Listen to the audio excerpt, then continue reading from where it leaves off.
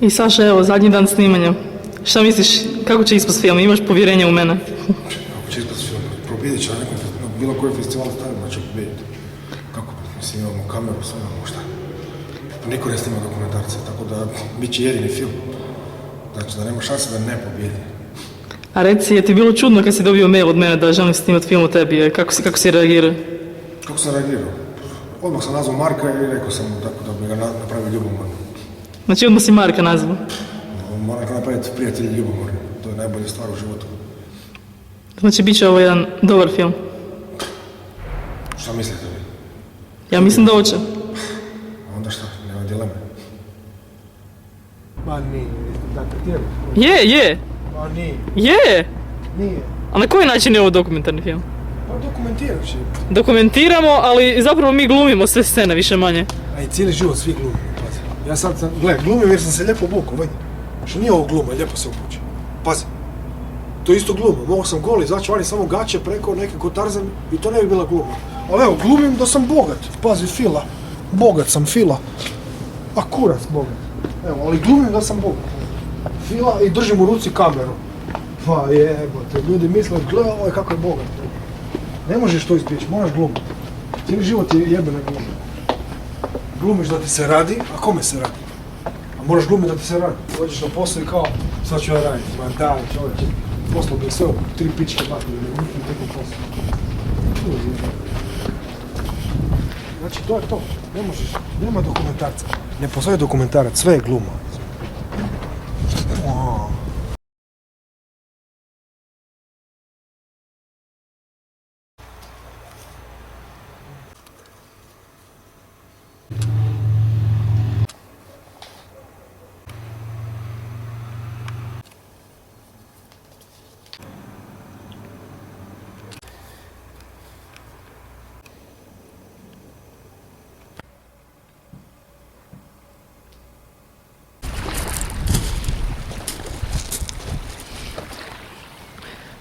Četrdeset, a?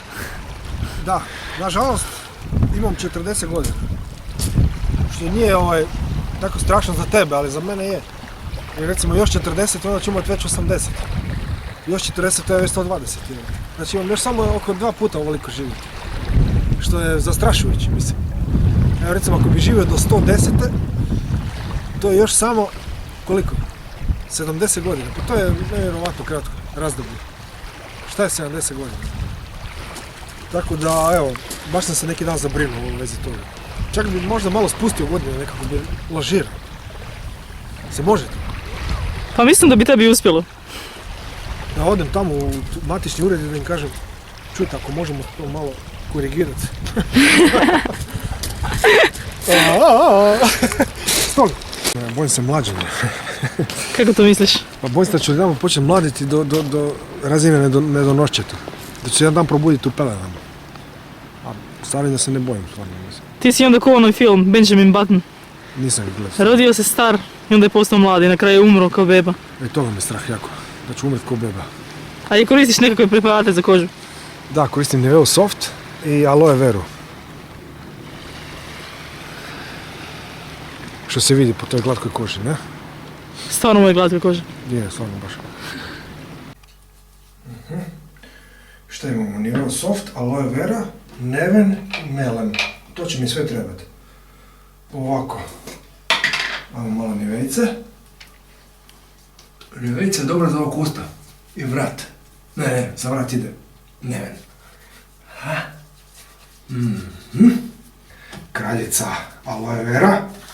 Bez toga, ni u WC što se kaže. Aloe, to me podmladilo, za 15 godina. Majke. To vrato vezne jako. Evo ga Neven. To mi je za obrve dušu dala. Pa da nemam Nevena, ja ne znam šta bi. Ja bi je izmislio, majke. Isuse Bože. Ali ovo ne stavljam tako često, ovo stavljam svaka 3 sata. I da bi na kraju završili sa vječnim melemom. Melem je nezamjenjiv za bilo šta. To je jednostavno krema za svaki dan.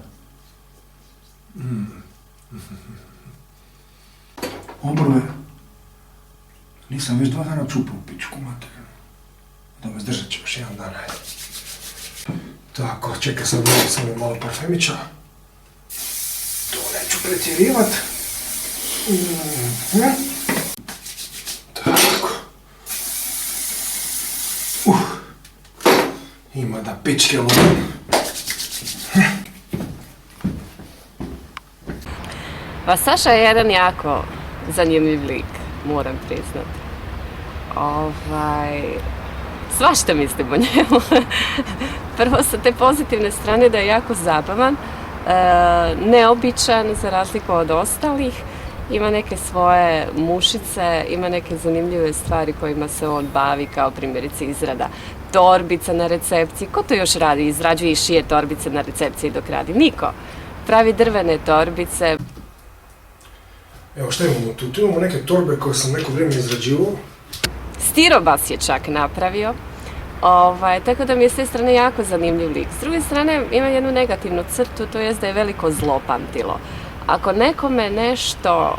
njemu netko nešto napravi, on to ne oprašta lako. On to baš, ne znam, ukorijeni nekako u sebe i cijelo vrijeme gaji tu mržnju i nikako da oprosti. A s druge strane onda ga opet vidiš za par dana s tim osobama kako je okej, a opet drugi dan sve ružno o njima, sve ono nekako bez vizancije. Eto, to je Saša Bestulić. Čekaj, ne znam, kome se radi, koje gale? Odi za mjesec dana, imat ćeš priliku na psihijatriju u Buškarici gore, vidjeti ga, ne znam, u luđačkom košu, koliko, tako će biti tvoj ljubimac. Tako mi je. A gore su najzanimljivije scene. Let iznad kukavičjeg gnijezda ili... Evo ti prilike, samo još malo sačekaj. Jedva se nekako nad tim staklenim tetura nogama, ali evo ubacit ćeš veliko, otići na pravo mjesto, ništa nema, nesigurno, ima nekih velikih problema. A tu u ostalom ti si mi prijateljci, šta ti to ne otkriješ? Pitaj, šta mu je? Čekaj, ne znam, kome se radi, koje gale?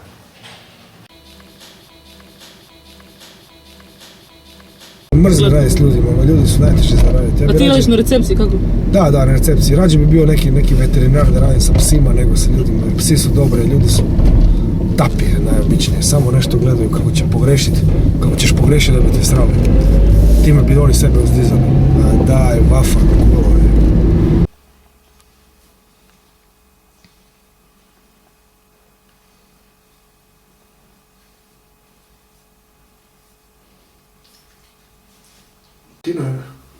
Tino je pas koji živi ispred Rovaca. Ispred Karlovaca je jako dugo živio i bio je jako nesretan jer imao je navodno 2 gazde. Prvi ga je navodno tuko, a drugi je zanemarivo ga je. Tako da je Tino ispred Rovaca samo ležao i jedan dan sam osjetio da moram ići po njega jer bi mi inače puklo srce. Ali baš doslovno puklo srce. Ne znam kako to izgleda, kako pukne srce, ali mora da je gadno, mora da je puno krvi. I uzeo sam ga u kuću i to je stvarno jedan izuzetan pas, izuzetan po tome što je ima osjećaj poput ljudskih. Ajde, ispričaj nam o Lutkici priču. Lutkica je dolutao u Kaželu i cijeli dan je trčao za drugim autima i htio da ga prime u auto. I ja sam čim sam ga vidio znao, rekao sam Tino, ovo će biti naš pas, mislim naš, živjet će s nama. Jer tako je bio sladak da, evo gledajte mi kako to slatko stvorenje. Bio je toliko sladak na prvu loptu da, kao neka baterija, kao da ima neke, ja mu cijelo vreme tražim da nema neke baterije, da nije robot. To je neiscrpna energija. A sa svima je prijatelj. Tu oko zgrade nema psa koji njega ne voli, s kojim se Lutkica ne igra. Inače se preziva Jakovljević, po glumcu iz Balkanskog špijuna, po glumcu Bori Todoroviću, koji je to fantastično odigrao, a igrao je frizera Jakovljevića. To je Lutkica Jakovljević. Mahni. Bravo. Za novine. Kako bi je Istrane u jednoj rečenici karakterizirali? Ma ča ja tu morem? Ja tu ne morem ništa. Ma ča ja morem? Ma ja sam tu rođen u Istri, Nije zeja cijelu njivu, ma ča ja moram. Ma ja ne moram ništa. Krivi kurac. Jer mi mama nije iz Srbije, ubio bi se odavno.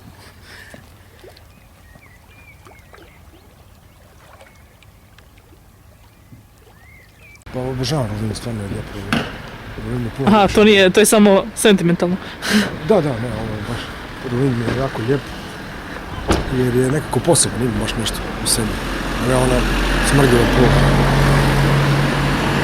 A ne kao ona smrdljiva pula, jer šta pula? Pula je lijepa sama po sebi, ali ljudi su takvi. Puležani, tutti siete merde. Anch'io, ma tutti altri. Inače, to nisam uspjela uhvatiti, ali kao što se sad vidjela da je Saša nekom svirnu, tako dok smo hodili gradom, non stop nekog pozdravljati. Saša zna cijelu Pulu, ali to nisam uspjela uhvatiti, nažalost. Viva. Bog. Ne da, ovog znam bedove.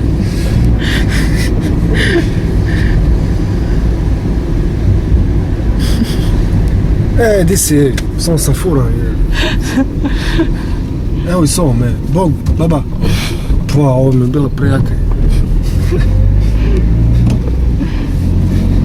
Baš sam je zvao baba.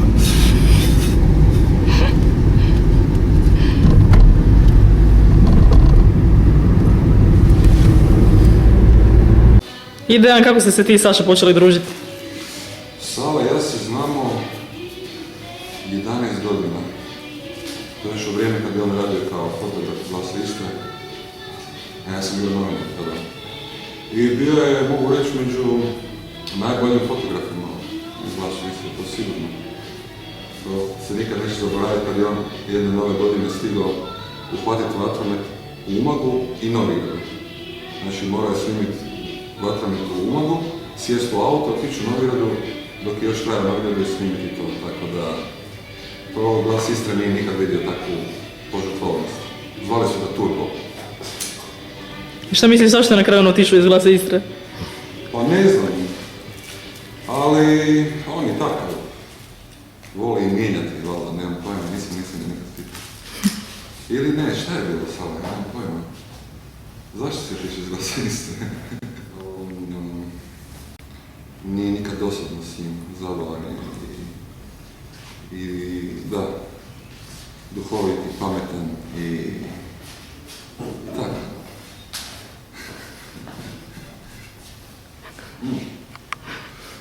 Da, to sam htio reći da ono što kaže ona izreka da se svi ljudi rađaju kao originali, ali većina umire kao loše kopije. Ne?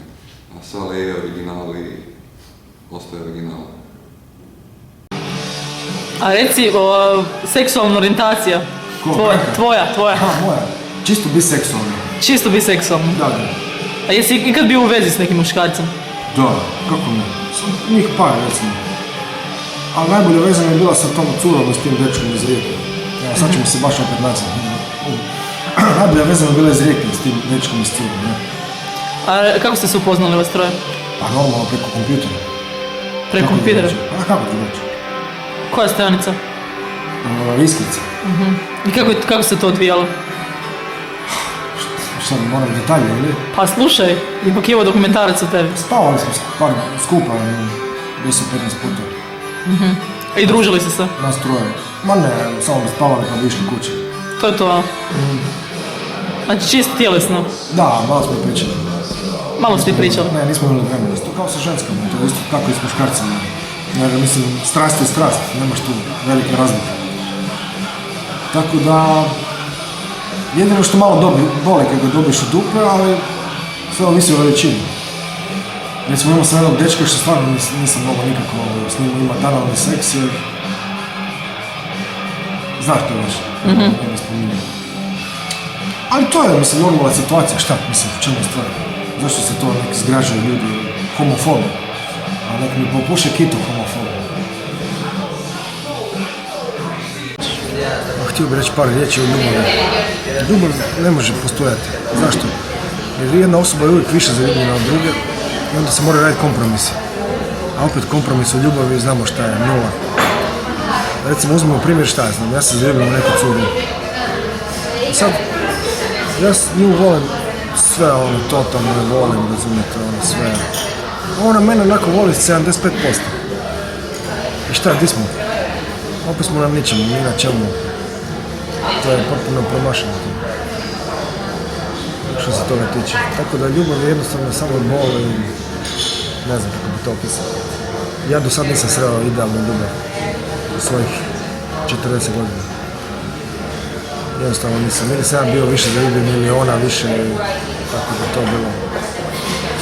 Sad, možda postoje ljudi koji se vole 100% jednim drugim. Ja nisam ni sreo takvih. Ja takvih prijatelja uopće ne volim. A to kad ljudi rade djecu, samo žele spasiti svoju ljubav. Vide da im ne ide njima, pa ajmo sad voliti djecu. Totalna tapija. Imam 1000 takvih prijatelja što su pokušali spasiti ljubav sa djecom. I šta sad? Djeca patu. Svi patu. Znači, fuck je ljubav.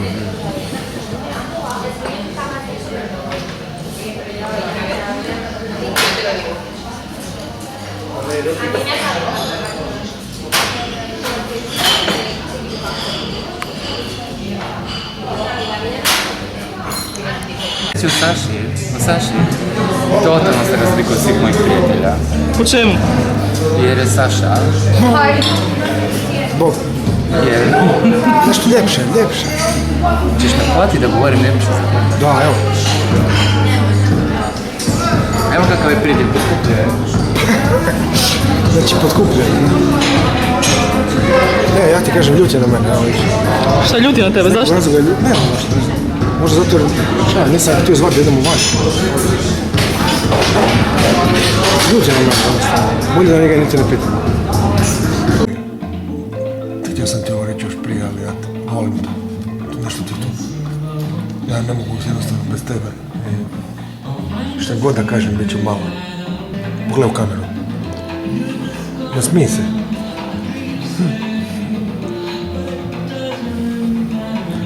Nisi sretna ljubav. Reci Saša, jesi ti, naravno mama te vjerojatno često gnjavi za djecu. Šta ti misliš općenito, dođeš ti kad ima djecu ili da li bi htio? Pa djecu bi volio uzgajati, ali da ne moram spavati s njima u istom stanu, jer mrzim da bi ona počela plakati u 2-3 ujutro, ja volim spavati malo duže. Uzgajao bi ja djecu, ali da su ugrađeni u nekom posebnom boksu, da su. Onda bi ih možda i zavolio ovako, ali da mi oni kmeće i bleje. Mislim, koja je korist od djece? Pogledajmo malo ovo današnje čovječanstvo. Pa šta, vi biste imali želju napraviti djecu na ovo sranje? A dajte, molim vas. Ali ako se tako dobro slažeš sa svojim psima, sigurno bi zavolio i dijete. Psi su iskreni i pošteni, psi ne kradu iz novčanika kao što sam ja krao mami iz novčanika, tako da ja sam bio dijete pa znam šta je to, koja je to teškoća. Tako da djecu čak bi zaobišao tu temu jer sama pomisao na djecu me nervira. Kamoli da imam djecu, šta da radim svoju kopiju? Ma dajte. Znači ne bi ti imao dijete kao dijete kako si ti bio. Ma nije stvar u tome, ne bi uopće htio imati djecu, jer djeca su, imamo već toliko milijardi ljudi, sad bi trebali svi postati sterilni da se više ne rade ljudi, jer jednostavno postaćemo preteški za ovaj planet i pašće planet, propašće dole negdje. Djeca, malo ste me čak iznervirali s tim pitanjem.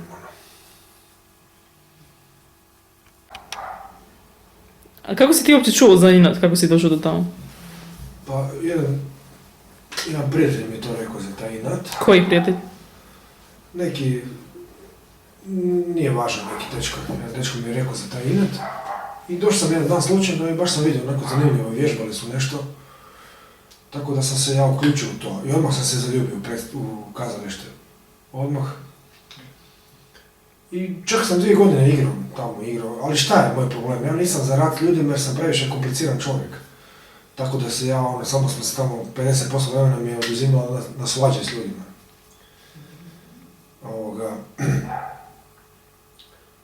Tako da, dobro, sve to skupa, ali ne mogu raditi s ljudima nikako. Ako raditi s ljudima, to je tapija. Ti si rekao da se misliš baviti filmom, ali u filmu je rad s ljudima isto. A u filmu je manje rad s ljudima, u filmu moraš, se taj rad s ljudima ne vidi. Tako da ti moraš... Pa ne vidi se na kameri, ali ti moraš dosta raditi s ljudima. Mogu dosta, ja moram dosta razumjeti, da, sve mi je to jasno. Ali kazalište je takav proces da moraš biti s njima dugo vremena, da se moraš dobiti s nekim bedacima, potpunim bedacima se moraš dobiti.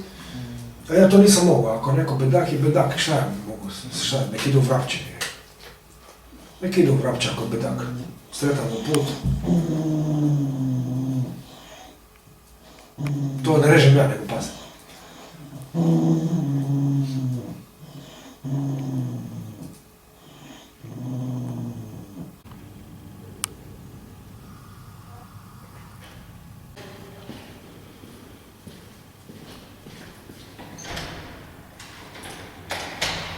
Šta je ovo? Nema nikoga. Pijučku, nego šta, svaki dan isto je. Da, dakle, što ne kužem, gdje mi je molja za raditi? Pa svaki dan dolazim čovječe, nema ih, šta su ljudi? Vidim to pijučku mater, više, neću više nikad doći. A kako je došlo do toga da si otišao iz Inata? Pa baš zato jer sam odigrao lošu predstavu i više mi srama je bilo uopće što sam se tamo pojavio na toj predstavi. A ti si bio sam otišao, ili? Da, kako ćeš otići drugačije? I to je bila prekretnica, ta loša predstava. Da je bila neka bolja predstava, mislim, jer oni nisu smjeli dopustiti da ide nešto tako loše vane, mislim. Da, poznajem ga. Radili smo neku zajednu predstavu koja je njemu bila jako mrska. No dobro, čovjek se nije našao u toj ulozi. Bila je zahtjevna uloga. Da, ništa. Zabavan dečko, ali imali smo neke razmjerice. Navodno, mislila da sam zaljubljena u njega, što uopće nisam bila. Je istina da ste ga pokušali poljubiti jednom Uljaninku? Da, poljubila sam ga u obraz, kao što poljubim prijatelja. A dobro, ali ako to znači da sam zaljubljena, neću više. Ali niste ga pokušali u usta poljubiti, ne? Ne, u obraz. Ali onda sam malo uobrazio, pa je mislio. Ne. Znači, definitivno niste nikad bilo zaljubljeni u njega.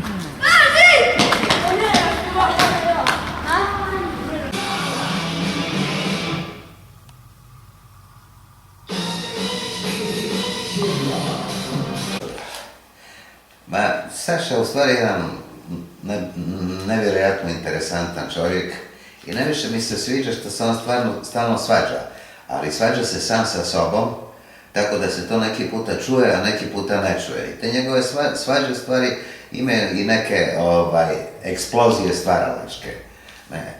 A osim toga, ta njegova povremena usamljenost, ta njegova ljubav prema životinja, povremena mržnja prema ljudima, jedan čudan konglomerat jedne tratinčice. Dosta.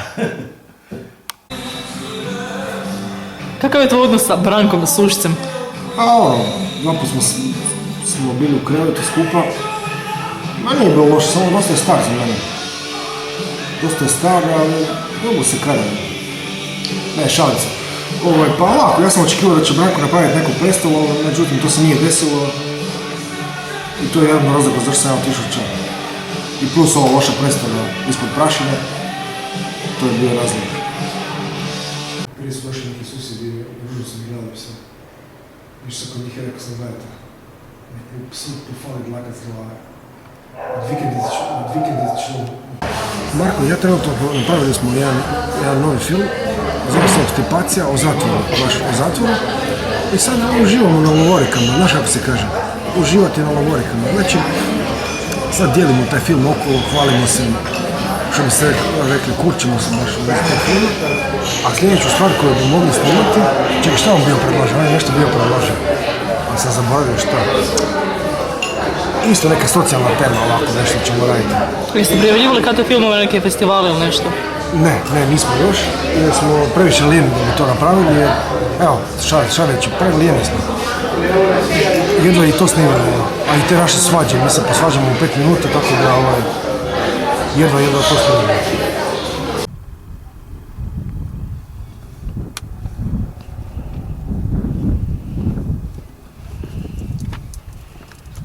Ovako, Marko Jovanović i ja možemo raditi samo ako se ne vidimo. Znači, on mi zada temu i ja radim, snimam nešto. Jer ako se vidimo, mi se posvađamo u roku od 5 minuta. U roku od 5 minuta smo na jebem ti mater.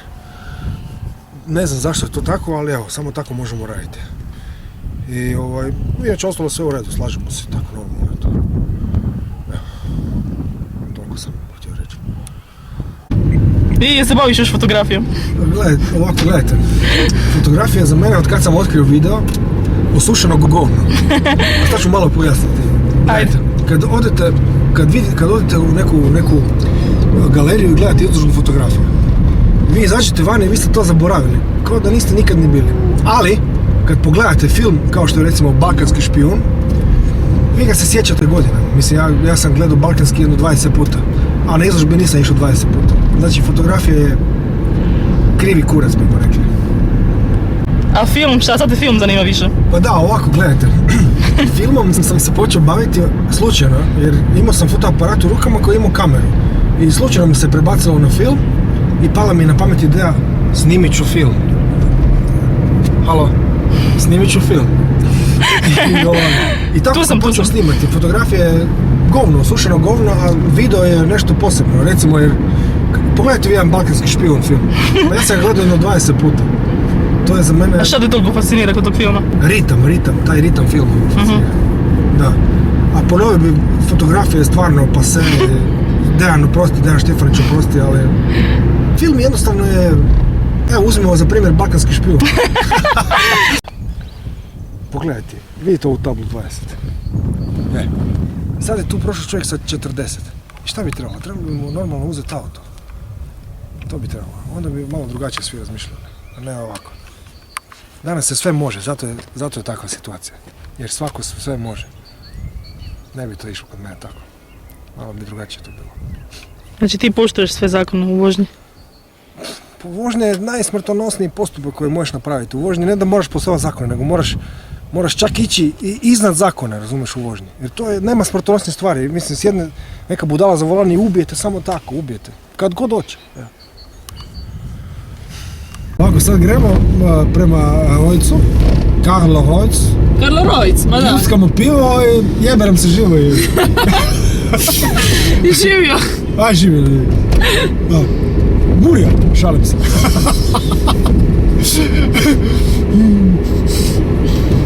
Ma vidi bre, pa se leči. Koji ti je kurac? Pijan sam, evo ti. Da, pa vidim da. Nisam se smiješao. Morio u civilu. Pijani smo, ne smemo se zajebavati. Da, nemoj. Snimaš, sad ćemo malo brijati po udrugama. Dobro. Pa ćemo ih olešiti za pivo ako imaju, ako nemaju ništa. Pa ćemo sve vidjeti, sve ćemo riješiti. Ela. Bravo. Di ćeš? Dobro ti. Ali pazi, nisam uopće očekivao odgovor. Zašto? Zašto bih ne govorio? Di ćeš? Da.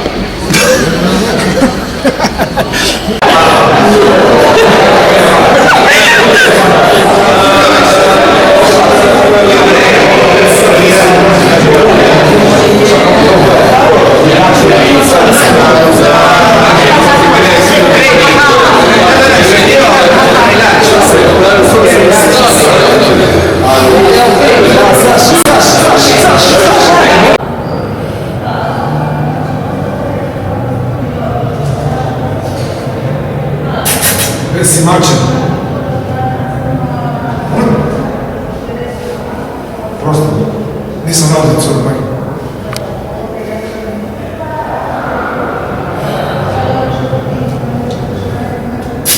Gdje si koka?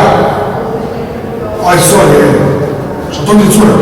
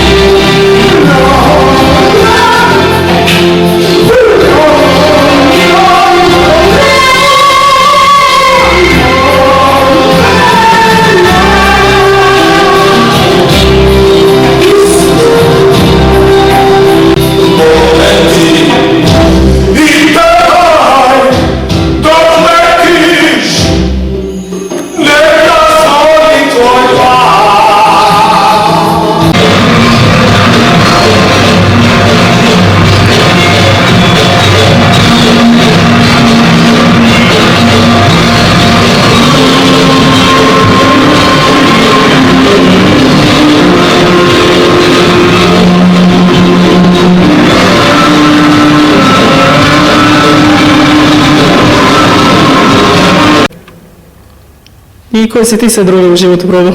Pa nisam probao puno droga, recimo travu, kokain, ekstazi, LSD, jedanput sam snifao benzin u vojsci i još neke popratne droge i to. Ali mogu reći jedna stvar, droge su stvarno dobre su, lijepo te razbijaju, ali na kraju ti sve to ipak dosadi, na kraju vidiš da je najljepše biti, kako bi rekli, normalan.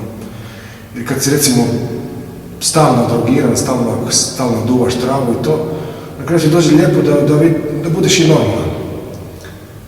Evo, to je bilo moje iskustvo. Ali stvarno nisam probao puno droga, 10-15 vrsta nije, to ništa strašno.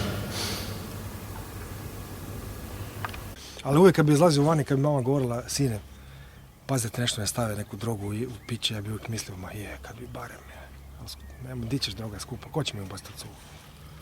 Ćeš batonca? Evo, priča kako mi je dosadila pljuga, marihuana. Jedan dan sam došao u Šijansku šumu sa 3 komada smotana, normalno, ovakva. I onako, palio sam prvi pljugu, prvu i onako gledam, pa jebote, ja nisam bio već godinama tu čist, u ovoj Šijansku šumu. I tu se ja malo zamislim, produlo svoje 3 normalno. I kad sam ostao bez količine, više nisam kupovao. I sad mi nekako, koliko god mi je onda bilo zanimljivo, duvati, sad mi je zanimljiv taj osjećaj čistoće.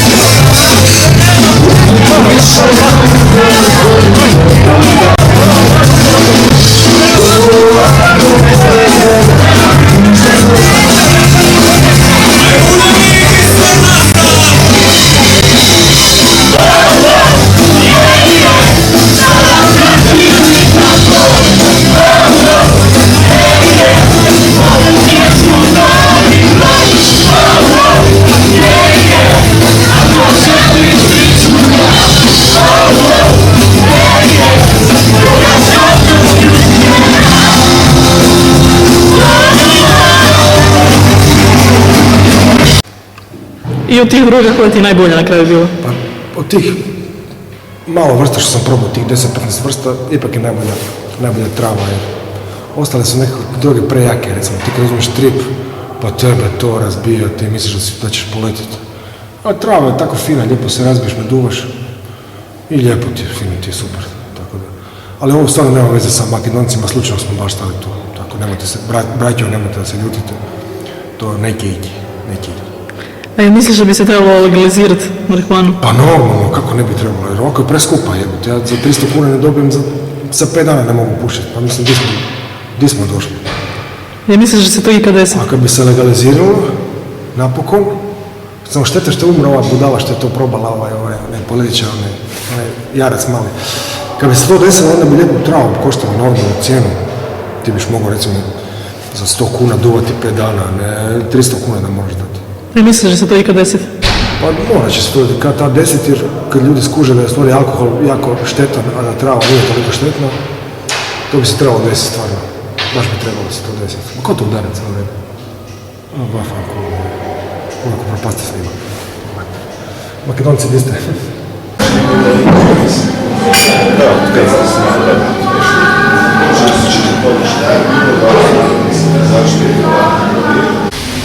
Religija.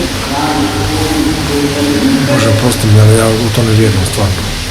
Jer, pazi da Isus, kako neko može imati 2000 godina? Pazi, to nema ni maslina toliko ne drži. A kako će jedan tip? Još su ga ubili, pazi, na križu. Mislim, malo sumnjivo sve to skupo. Ja bi tu pozvao ipak forenzičare da oni malo to pogledaju.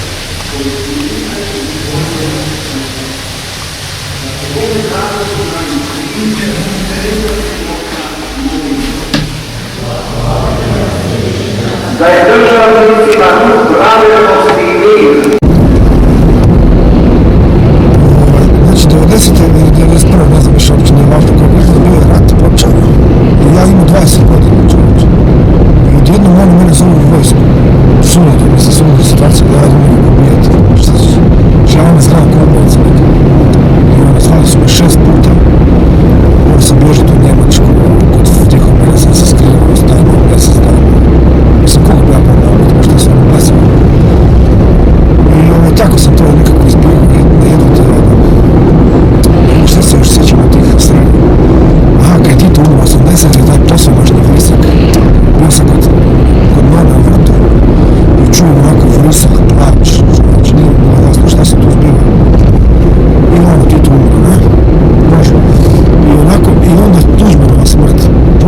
baš ne fešta. Ja sam bio u kafe, a to je bilo smijeha, to je bilo smijeha za nekog. A ispred tog kafea rokao je neki kazetofon, neki auto kazetofon. Mura je tu došla, nije i oni su slavili. Da, ma to je bilo diktatoričko, to je bilo baš.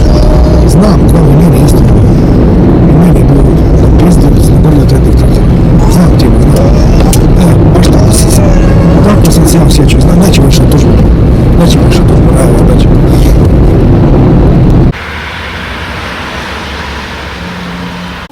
Ovako, treba uvijek kopat po smeću, jer se uvijek može naći zanimljive stvari. Recimo, gledam ova stara mreža, mislim, ne znam ko je to bacio. Pazite mi ovo.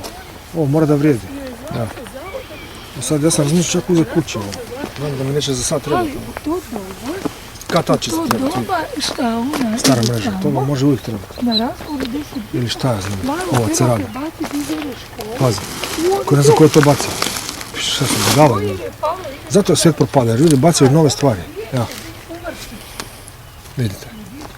Svijet propada jer ljudi bacaju nove stvari. Nisu ih do kraja iskoristili i oni to bacaju. Kao da je tuđe. Prema svijetu se odnose kao da je to tuđe. Pogotovo Hrvati. Prljavti objektiv imaš nešto na njemu. Tako da je kraj svijeta bih htio da dođe što prije, ovo je ništa, ovo nije ništa.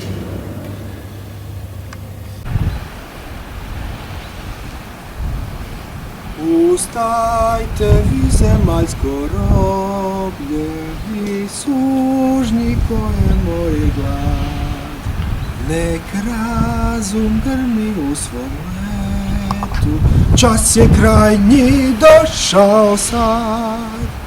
Nek sve trulo padne u grob tamni, nek se diže roblje sve. Svoj svijet sagradit ćemo sami, ko bješe ništa, bit će sve. To će biti posljednji i odlučni teški boj. A internacionala da bude ljudski rod, to će biti posljednji i odlučni teški boj. A internacionala da bude ljudski rod.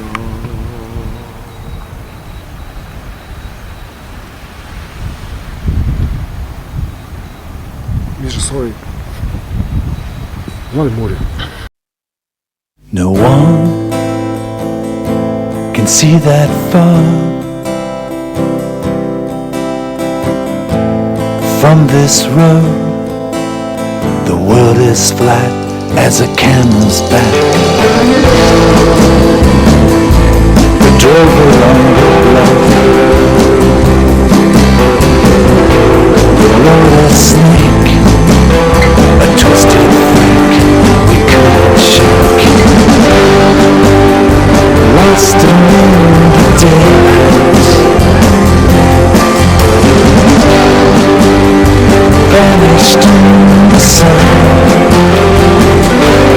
Nights of forgotten friends, nights of forgotten friends, nights of forgotten friends.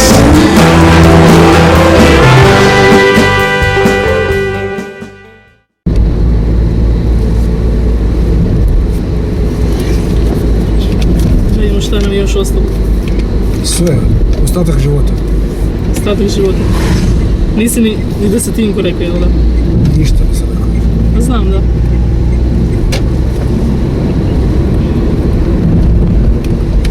Kako uopće nešto reći o sebi? Točno. Nema šanse.